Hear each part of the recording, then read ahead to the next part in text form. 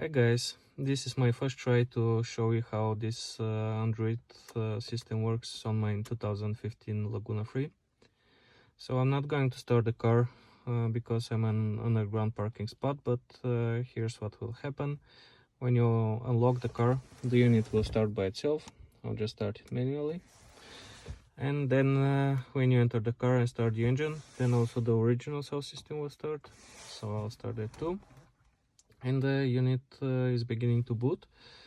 There's a slim function which is currently not running by me. I asked the seller about this, but he didn't offer any help. Although I got $50 back, so I guess this is the price of this function not working. So the unit is starting.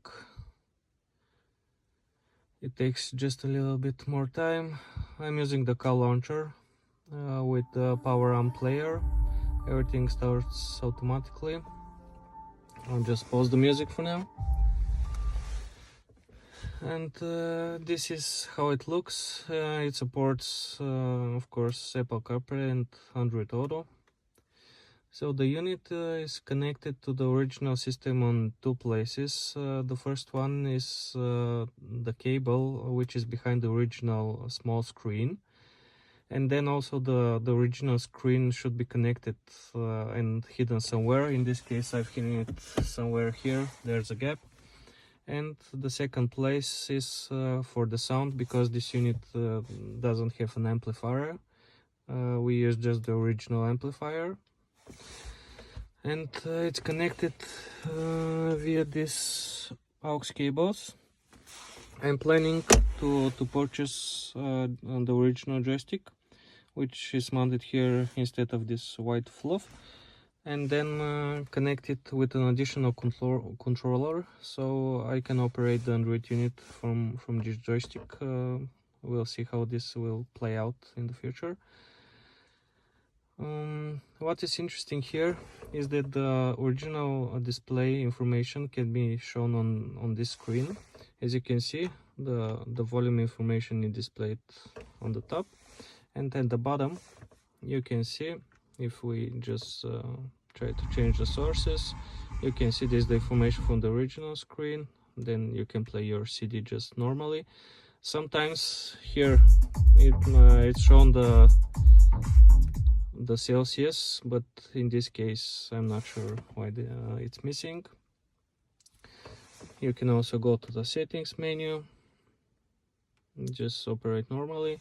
And also I've decided to keep the original Bluetooth connection with the original radio, so if I receive a call, then this display will pop up. I can accept the call, decline, or whatever I want.